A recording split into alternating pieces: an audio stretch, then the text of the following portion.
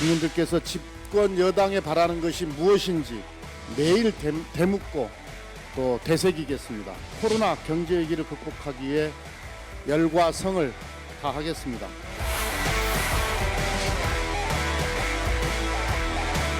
이빨에서 다시 하면 못할 바가 없습니다. 여러분과 함께 손잡고 최선을 다해서 당을 재건하고 수권 정당이 되도록 하는데 앞장서겠습니다.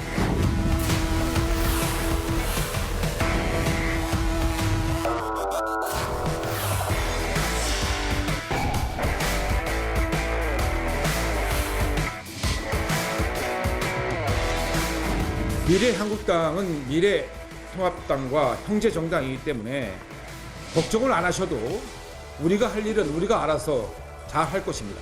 민주당이 타당의 문제까지 개입할 문제가 아닙니다.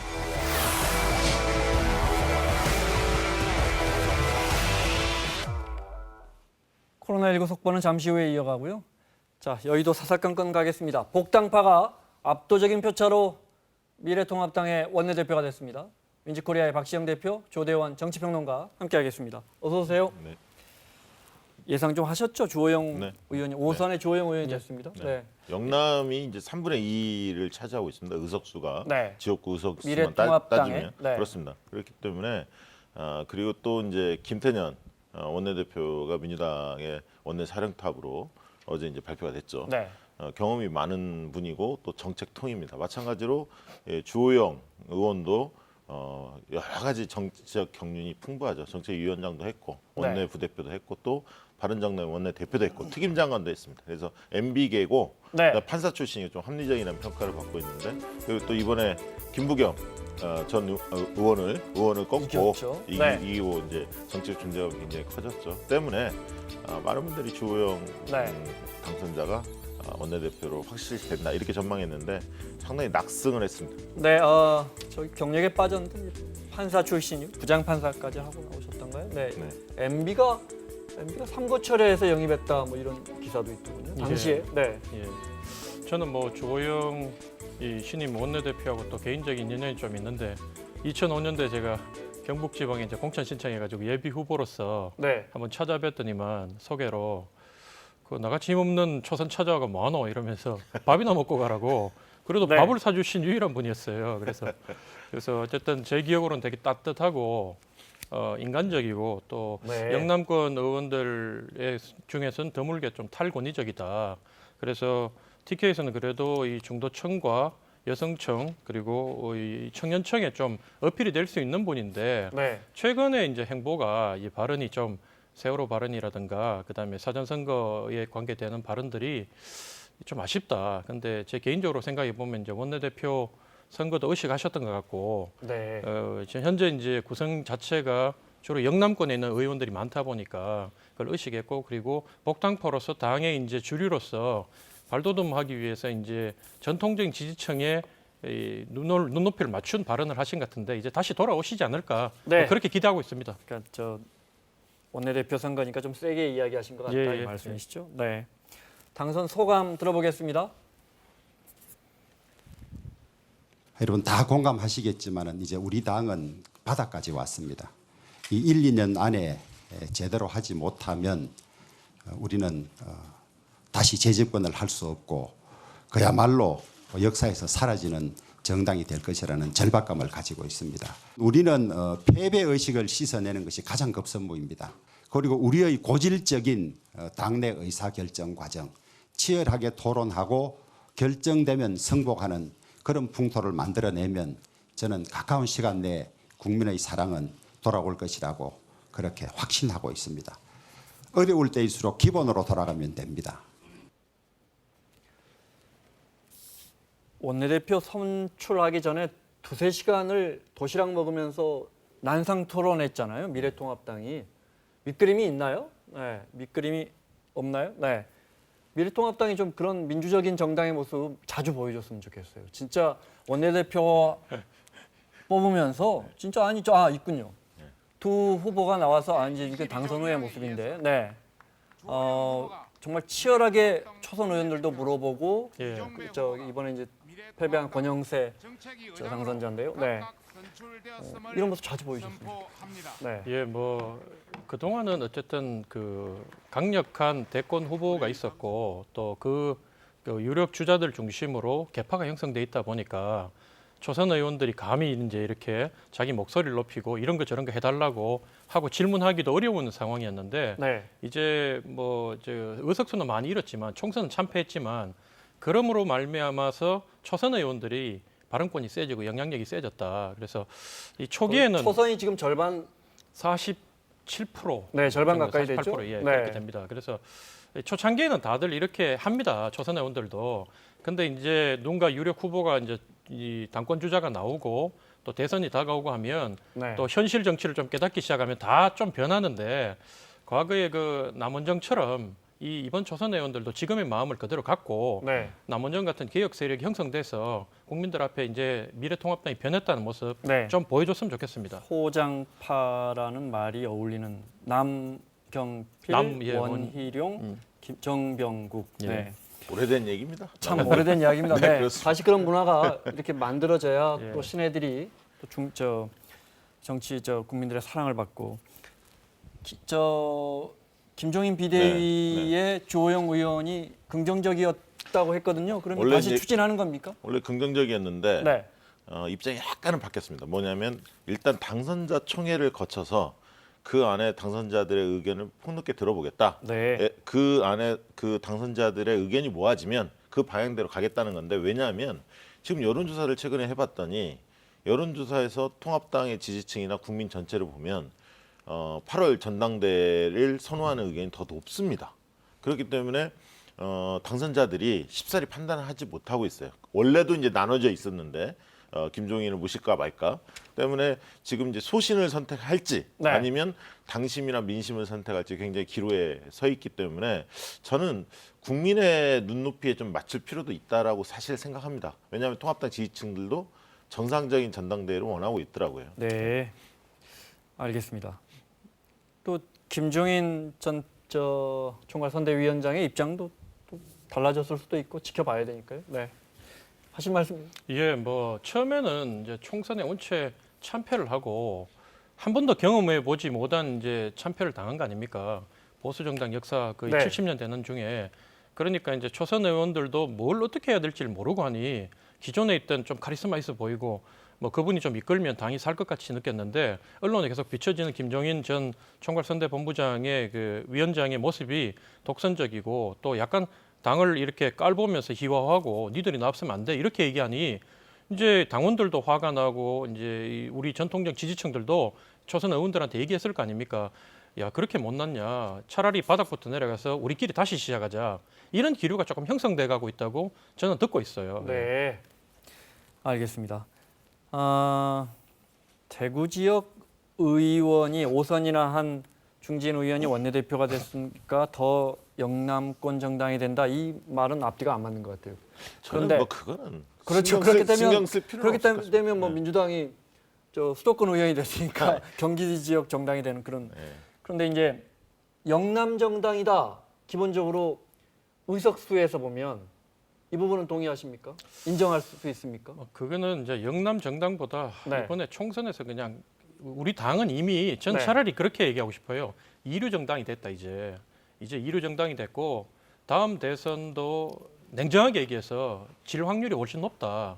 이기지 못한다 현재 구조로는 그걸 이제 인정하고 가야 되는 거고. 근데 또 한편으로 생각하면 저도 뭐 수도권이지만 권영세 의원이 그 수도권이지만 이분 같은 경우에 친박 핵심이었어요. 네. 그런 면에서 따져보면 방금 이제 우리 멘트에도 나온 게 비박, 복당파가 이 친박 세력을 이제 완전히 이제 친박 세력이라는 건 사라지고 네. 주호영 당선자의 당선으로 말미암아서 새로운 인물이 이제 나와서 복당파는 사실 예. 당내 정말 힘이 없었는데 그렇죠. 불과 얼마 전까지만 해도. 당의 주류가 이제 교체됐다고 봐야 되겠죠. 예. 네. 저도 뭐 지역 변수는 별로 중요하지 않다고 봅니다. 네. 영남 출신이라고 해서 영남 정당 뭐 이렇게 이야기하기는 적절치 그럼요. 않고요. 네. 왜냐하면 또 지금 상황이 워낙 어렵기 때문에 지금 상황을 타개할 적임자를 좀 나름대로 찾은 거거든요. 근데 다만 제가 하나 주문하고 싶은 것은 주호영 당선자가 이제 패배의식에서 벗어나자 이런 말씀하셨어요. 그것도 좋은 말씀인데 더 필요한 말씀은 뭐냐면 우리가 왜 졌는지에 대해서 객관적으로 분석을 하고 네. 그런 원인을 정확히 찾자 이렇게 나가야 하고 한 발 더 나아가면 극단적인 세력들과 결별을 선언해야 합니다. 그렇지 않고서는 한 발짝도 전진하지 못할 거라고 봅니다. 지금이 이제 뭐 개표 조작 막 여기까지 막 네. 나가고 있지 않습니까? 일련의 흐름들에 대해서 끊어내야 하는 결단이 필요하다 그런 생각이 듭니다.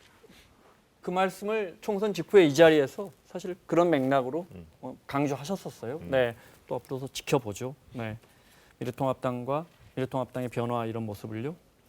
영남 정당 관련해서 이번에 이제 흔히 그림을 보면 오른쪽은 분홍색, 영남 쪽은 호남 쪽은 뭐 파란색 이렇게 양분한 것 같지만 아시다시피 예를 들어 권리당원 수만 봐도 민주당은 호남보다 서울 수도권이 훨씬 많은데 권리당원이 서울 수도권보다 영남이 더 많죠. 미래통합당이. 그거는 조금 이제 다르게 봐야 되는 게 네. 호남보다는 영남이 인구가 2.5배가 많아요. 그리고 호남도 이제 제가 이제 원외위원장을 그러니까 예전에 중요한 했더니 건 예. 권리당원의 비율. 영남 대 서울 수도권. 호남 10, 대 10배 이상 많죠. 영남이 한 많죠. 개 당협씩 보면 수도권의 원외위원장, 예를 들면 국회의원 한번 못한 위원장의 당협에서 뭐 보통 300~400명, 많게는 500명이라면 네. 영남 쪽에 잘 나가는 쪽은 7,000명까지 있어요. 네. 그러니까 이게 호남 전체의 책임당원보다 우리 미래통합당 네. 영남의 한 개 지역구의 당협의 책임당원이 훨씬 많아요. 그리고 전부 다 거기 가서 줄을 설 수밖에 없는 거예요. 전당대회를 하게 되면. 예. 네. 지역 기반 정당의 모습이잖아요. 현재로서만 보면. 뭐 민주당도 그렇게 따지면 네. 같은 맥락이라고 봐야 되겠죠. 호남 쪽에 있는 저기 책임 당원 숫자가 제가 알기로는 이 수도권 원내 진입한 의원보다도 여기 호남 쪽에 책임 당원이 훨씬 많다고 저는 들었거든요. 근데 이제 민주당 같은 경우는 네. 어쨌든 이제 호남 기반의 정당은 분명한데 전국 정당화를 위해서 계속 이제 좀 노력했죠, 노력해 예. 오지 않았습니까? 그리고 영남에서도 다소 의석수를 이제 과거보다는 많이 차지하고 있는 그렇죠. 물론 이번에는 지난번보다 적었습니다만. 네. 근데 이제 중요한 거는 대선 후보를 노무현, 문재인 두 후보가 다 영남 출신입니다. 그러니까 호남 기반 네. 정당에 영남의 대권 후보가 2번 연속 나오다 보니까 이 호남 정당에 대한 이미지는 과거보다는 많이 줄어들었다. 네. 그리고 네. 민생당 과거에 또 국민의당이 호남에서 기반이 있었고요, 안철수가. 그러다 보니 경쟁하는 체제가 있기 때문에 상대적으로는 좀 덜한 느낌은 듭니다. 네. 그 사실 한마디만 더 말씀드리면 그러면 이번에 만약에 이낙연 후보가 호남 사람인데 그러면 호남 출신이 그 대권 후보가 돼가지고 이기게 되면 그럼 호남당으로 회귀하는 겁니까? 그건 그건 아니잖아요. 아니죠. 그럼요. 그건 네. 아니잖아요. 네. 그건 아니고 기본적으로 호남에서 이 전당대회 할 때 민주당 같은 경우 전당대회나 대통령 경선 해가지고 출발할 때 호남에서 처음에 첫 판을 이기고 나면 그 다음부터 쭉 그 여세를 몰아 이기는 확률이 높아요. 이게 호남에서 결정된 대로 네. 수도권도 영향을 받기 아니, 꼭 때문에 그렇지는 않습니다. 지난번 예. 근데 노무현, 노무현 전 대통령 때인데? 대통령 네. 때는 울산에서 2차 했는데 제주, 울산, 광주로 갔는데 울산에서 합계해서 노무현 대통령이 1위로 가다 보니까 광주에서 전폭적으로 밀어줬습니다. 네. 영남에 표가 있다는 게 증명이 됐기 때문에. 알겠습니다. 자, 미래 한국당이 있죠. 위성정당. 예, 예. 의석이 19석이나 있습니다. 국민의당이 3석 합치면 교섭단체가 됩니다. 말이 슬슬슬 나와요. 예. 일단 그 가능성은 될 것 같아요. 그렇게 되면 좋습니까? 국민의 한 사람 입장으로서 앵커께서는 잘 모르겠습니다. 네. 진짜 잘 모르겠습니다. 네. 저는 그렇게 생각합니다. 안철수 대표 같은 경우에 현실적인 한계를 느낄 거예요. 3석 가지고 과연 내가 뭘 할 수 있을 것인가. 언론 주목도 못 받고 이제 관심권에 멀어질 건데 그러면 어떻게든 큰 이제 판을 이 통으로 업어가지고 자기가 거기서 부각받아야 되는데 그럴 것 같으면 미래한국당하고 합치고 싶은 마음도 있겠죠. 근데 네. 제가 이 자리에서 말씀드리고 싶은 거는 그렇게 만약에 되면 앞으로 집권을 꿈꾸는 수권 정당을 꿈꾸는 미래통합당에도 도움이 되지 않고 안철수 개인 대권을 꿈꾸는 안철수 개인한테도 도움이 안 된다. 차라리 뭉치려면 국민들이 반대하는 위성꼼수 정당하고 뭉칠 게 아니라 이 원래 본체인 미래통합당하고 합당을 선언하고 거기로 들어가서 호랑이를 잡을 준비를 하고 그다음에 당당히 요구하기를 미래한국당이 빨리 원래 당으로 돌아와라 이렇게 요구하는 게 안철수답다. 저는 그러니까 그렇게 지금 생각합니다. 대부분 동의하는데요. 예.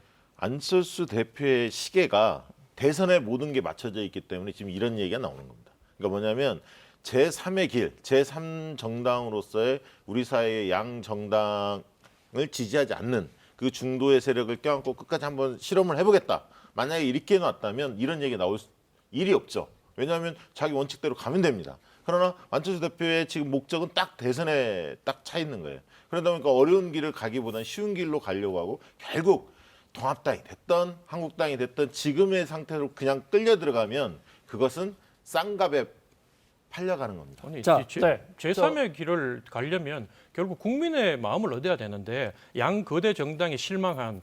근데 현재 국민이 미래 한국당 합치는 거를 선호 안 하잖아요. 그러니까 이게 옳은 길이 아니라는 거죠. 자, 알겠습니다. 주호영 신임 원내대표는 큰 틀에서는 긍정적인 반응을 보인 것 같고요. 미래 한국당과 국민의당과의 합쳐지는 또는 이제 안철수 전 대표와 같이 가는 문제겠죠. 네. 당사자인 미래한국당의 원희철 대표는 말을 아꼈습니다. 들어볼까요? 2022년 대선도 결국은 민주당 대 민주당이 아닌 당들의 아마 대결 구도가 될 것 같기 때문에 또 저는 국민의당과 저희들 우리들 미래통합당이 그렇게 정강 정책에 있어서 뭐 큰 차이가 있다고 보지는 않습니다. 대선을 앞두고는 함께하는 것이 바람직하다 그렇게 보고 있고요. 그래서 국민의당에서 구체적으로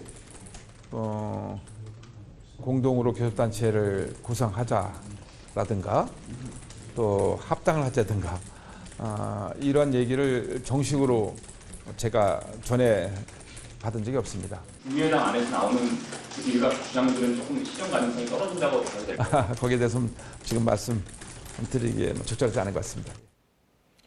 이게 네. 보통 이게 손에 고기 딱 잡았을 때 쉽게 풀어주는 부분 없습니다. 그리고 원우철 지금 대표가 나이가 만 57세예요. 네. 5선이죠. 그렇기 때문에 나이도 젊습니다. 상대적으로 대표치고는 욕심이 왜 없겠습니까? 물론 저 불출마를 했기 때문에 이제 왜 인사하긴 하죠. 원외지만 네. 그렇습니다. 욕심이 있고요. 그다음에 이제 욕심이 있다는 말은 총칭 친정과 합치지 않고 이렇게 일정 정도 보수의 독자 세력과 갈 수 있죠. 왜냐하면 지금 보면 무소속이 4명 나와 있지 않습니까? 네. 홍준표, 김태호 등등 얼마든지 원내교섭단체를 무소속 1명을 끌어들여서 할 수도 있습니다. 두 번째는 통합당의 내분이 아직 정리가 안 돼 있는 거예요.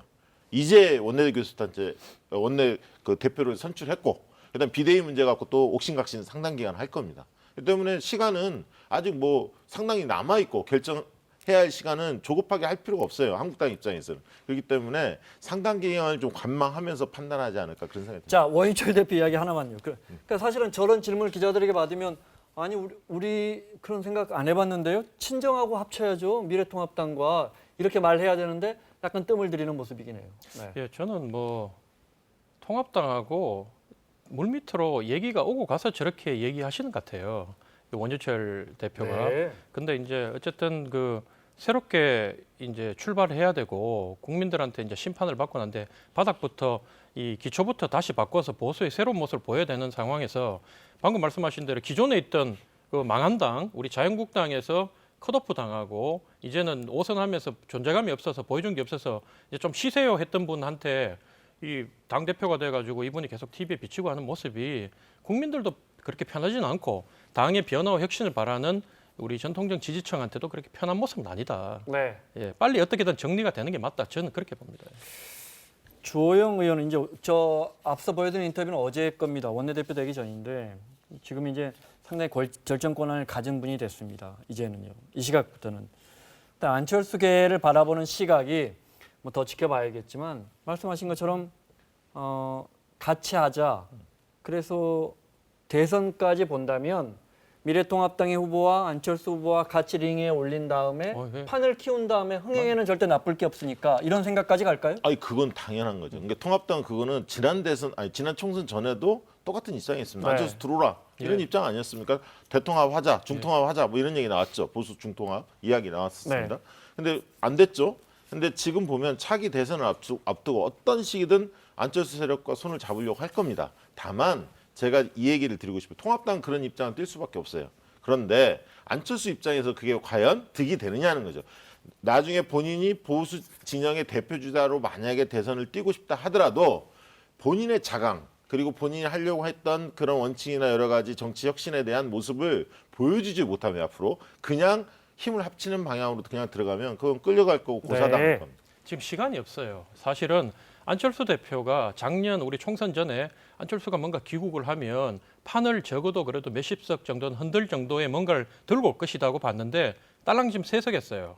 마찬가지로 지금 이미 민주당 쪽에서는 집권 여당은 180석에다가 그다음에 강력한 그 국민 50% 가까운 지지를 받고 있는 강력한 후보도 있고 그러면 이제 야당은 어떻게 해야 되냐? 뭐 예를 들면 유승민, 안철수, 오세훈 이런 분들이 좀 합리적인 분들이 당의 주축이 돼가지고 링에 올라가지고 지금부터 8월달에 조기 전대할 때부터 이제 붙어가지고 한 명이 대표가 되고 그다음에 집단 지도체제를 형성하면서 같이 안에서 싸우기도 하고 비판도 하고 경쟁도 하다 보면 국민들의 관심을 얻게 되고 거기서 뭔가 반전의 모멘텀을 마련해야지 현 상태로 가면 그대로 가면 무난히 치고 끝난다. 근데 들어오기 어려운 지점이 하나 있는 게 만약에 김종인 비대위원장이 선출이 되면 김종인 비대위원장 그런 얘기했습니다. 홍준표, 안철수, 유승민 다 한물 갔다. 네. 이제 40대 젊은 기수를 키워내야 한다 이런 얘기를 했거든요. 만약에 김종인 비대위 체제가 들어선다면 당선자 총회를 통해서 만약에 공감대 형성돼서 들어선다면 안철수도 이런 얘기 했다가 통합당 가지도 못합니다. 그리고 네. 그나마 갈 수 있는데 이제 한국당일 텐데 통합당과 한국당 통합 여부도 김종인 비대위원장 손에 달려 있는 거죠. 알겠습니다. 두 분 이야기를 들으면 들을수록 미래통합당의 대권 구도가 쉽지 않습니다. 그 중에 한 명이죠. 네, 뭐 홍준표 당선자가 또 이런 이야기합니다. 그 세석짜리 안철수 당과 왜 합치냐? 이거 또 다른 배신이다. 국민들 배신하는 거라는 거죠. 이건 어떻게 해석하면 돼요? 판을 키우는 것보다는 안철수는 받으면 안 돼. 네, 그렇습니다. 그러니까 홍준표 전 대표의 입장에서는 어쨌든 본인이 지금 통합당에 들어가고 싶은데 본인한테는 얘기도 없고 한국당도 마찬가지고요. 오히려 지금 안철수 쪽으로 손을 자꾸 내미는 모습이 불쾌하게 느껴질 겁니다. 그리고 오히려 통합당 등 전통적 보수층들이 가지고 있는 생각 그쪽에 어필을 하는 것이 정치적으로도 지금 남는 장사다 이렇게 판단한 게 아닌가 싶습니다. 저는 홍준표 당선인을 자꾸 언론에서 이렇게 부각해 주는 게 너희들 망한 당 더 망하라고 자꾸 지금 이런 거 갖고 지지율이 꽤 된다니까. 아니 지지율을 제가 7% 가지고 이분이 만 27%라 된다면 안철수는 몇 프로입니까? 아무리 바깥에 있더라도 땡기지만 제가 여기서 강조하고 싶은 거는 사실 정당이 우리 그 미래통합당이 자유한국당 때 가장 문제점은 당장의 지지율보다도 비호감도가 압도적인 1등이었거든요. 홍준표 만약에 방금 말씀하신 대로 안철수 다 넣어가지고 비호감도 조사를 해보면 아마 1, 2등 하실 거예요, 압도적으로. 그런데 이 후보를 지금 7% 하고 있는데 자꾸 우리 당에 넣어가지고 그 대권 후보 반열에 넣어가지고 경쟁을 붙인다는 게 저는 좀 저희가 의심스럽습니다. 절대 그럴 리가 있겠습니까? 지난 대선에 보수 진영의 후보였으니까요. 뭐 아직도 지금 상당한 정치적인 지분을 갖고 있다고 봐야죠. 무소속으로 네. 당선된 유일한 사람 아닙니까? 네, 그리고 이제 아마 무시할 수 없는 비판적인 말씀을 하시면서 이해는 되는데, 비유하신 것 같아요. 네, 이해는 되는데 무시할 수는 없다. 그렇습니다. 네. 안철수 대표가 보수든 진보든 어디와도 연대할 수 있다. 이 발언은 어떻게? 좀 하루를 살아도 좀 제대로 살았으면 좋겠어요. 이분은 도대체 뭘 하고자 하는지 방향성이 잘 안 읽혀지는 분입니다. 바꿔 말하면 근데 외연의 확장성이 그만큼 있다. 자기 중심이 확고할 때 그런 외연 확대도 유연성 있게 대처할 수 있는 겁니다. 근데 제가 볼 때 처음에 나올 때는 자기 중심성이 좀 있어 보였거든요. 근데 대선을 지고 난 이후에 그리고 대선 과정에서 그 이후에 지금 1년의 과정을 보면 도대체 중심이 잘 안 느껴집니다. 저는 이분이 이미 그 180석의 배부른 그 민주당한테는 필요가 없는 존재가 됐고 그걸 인식을 못하고 자꾸 이제 양쪽에 이렇게 붙이려고 하는데 거리를 붙이려고 하는데 저는 빨리 이제 여당 이제 문재인 대통령을 견제하고 집권 여당 후보하고 붙을 수 있는 야당 그 보수 빅텐턴으로 들어오셔가지고 네. 경쟁하는 게 맞다 그런 생각이 듭니다. 알겠습니다. 네, 주제를 바꿔보겠습니다. 조국 전 법무장관이 기소됐잖아요. 여러 가지 혐의로. 네, 오늘 처음으로 재판에 참석하면서 기자들 앞에 섰습니다. 들어보겠습니다. 작년 제가 법무부 장관으로 지명된 후에 저를 최종 목표로 하는 검찰의 전방위적 저인망 수사가 있었습니다. 마침내 기소까지 되었습니다. 고통스러운 시간이었습니다. 그렇지만 이유를 불문하고 국민 여러분께 송구합니다. 오늘부터 저는 법정에 출석합니다. 검찰이 왜곡하고 과장한 혐의에 대해서 사실과 법리에 따라 하나하나 반박하겠습니다. 오랜 시간이 걸릴 것입니다. 그렇지만 지치지 않고 싸우겠습니다. 언론 여러분께 부탁드립니다. 검찰의 공소 사실만을 일방적으로 받아쓰지 말아 주십시오. 그리고 오늘부터 전개되는 법정에서도 변호인의 반대 신문 내용도 충실히 보도해 주시길 바람하지 않습니다. 감사합니다. 뉴스 감찰 무마 혐의 여전히 부인하십니까? 스펙코마시 의혹은 어떻게 생각하십니까? 네, 여기까지 볼게요. 혐의 내용 그래프로 올려주시면 네 보면서 말씀 나누겠습니다. 네, 많은 국민들이 다 알고 계시는 거지만 네. 딸의 인턴 증명서 허위 발급한 거 아니냐, 정경심 교수의 이제 저 PC에 들어있는 하드 교체를 지켜본 거 아니냐, 또 부인의 저 주식 투자 관련해서 네. 또 유재수 부산 경제부시장의 감찰이 올라와 있는데 이걸 민정수석으로 있으면서 무마한 거 아니냐, 혐의 내용까지 볼까요? 네, 뭐 같은 내용이지만 네, 그걸 이제 법적인 혐의로 보면 이렇게 되는 겁니다. 네. 오늘은 유재수 시장 관련해서 전 부시장 관련해서 먼저 네. 시작을 했는데 네. 오늘 뭐 그 법원에 출두하면서 하신 말씀이 굉장히 화제가 됐어요. 담담하게 소회를 얘기를 했는데 절박한 심정을 담아서 핵심은 그거 같습니다. 그러니까 검찰에서 주장하는 내용 그것을 그냥 언론이 그것만을 그냥 베껴 쓰지 말아달라. 그러면서 변호인들의 그 반대 신문 내용도 네. 좀 균형 있게 보도해달라라는 요청이었습니다. 사실은 그게 가장 하고 싶은 말이었던 것 같아요. 네. 그런 측면에서 이제 조국 그 장관 사태를 둘러싸고 이제 첨예하게 찬반이 나눠져 있는데 어쨌든 균형 있는 보도 이 부분이 좀 필요해 보이고요. 언론도 좀 그런 부분에 있어서 네. 앞으로 좀 보도의 균형점을 좀 잡아줬으면 하는 바람이 있고 지금 이제 유재수 문제 관련해서 오늘 첫 재판이 지금도 이어지고 있을 겁니다. 오전에 했고 지금 오후에 속개해서 네. 아마 증인 신문들이 이루어지고 있을 것 같은데요. 오전에 했던 얘기들 들어보면 어쨌든 이게 중단이냐 아니냐 이거 갖고 논란이 있는데 중단이 아니라 종료다. 그 얘기는 뭔 얘기냐면 유재수의 혐의가 포착이 됐는데 청와대는 검찰처럼 수사기관이 아닙니다. 조사할 수 있는 네. 권한만 있거든요. 그래서 이제 조사를 해서 문제가 좀 드러났는데 다 밝혀지진 않았고 그래서 관련 기관에 이첩을 해서 그런 네. 내용을 적시하고 관련 기관에 인사 조치를 유도를 한 거거든요. 그래서 깔끔하게 끝났다 이렇게 생각하고 있었는데 사실은 이 과정이 지금 논란이 된 건 뭐였냐면 박경철 비서관의 진술이 번복이 된 겁니다. 그전에는 검찰 쪽에서는 처음에 나갔을 때는 중간에 이걸 덮으려고 했다. 상관 쪽에서 이런 얘기가 좀 나왔었거든요. 박경철 비서관이. 네. 근데 그 뒤에 검찰 입장이 출신이죠. 예, 네. 그 뒤에 입장이 바뀌었습니다. 그게 아니라 자기는 직무 범위 내에서 최대한 감찰을 끝냈고 최종적으로 이 문제를 판단한 것은 조 장관이 판단한 거다. 어떻게 조치를 하든 간에. 네. 이렇게 입장이 좀 바뀌었기 때문에 그 증인의 진술이 오늘 오후에 어떻게 나왔는지를 좀 지켜봐야겠습니다. 화면에 유재수 전 부시장입니다. 예, 뭐 여러 가지 그 법적인 문제는 재판을 통해서 이제 밝혀질 거고 오늘 사실 그 조국 장관이 언론에 대고 지치지 않고 싸우겠다 했는데 이미 국민은 지쳤어요.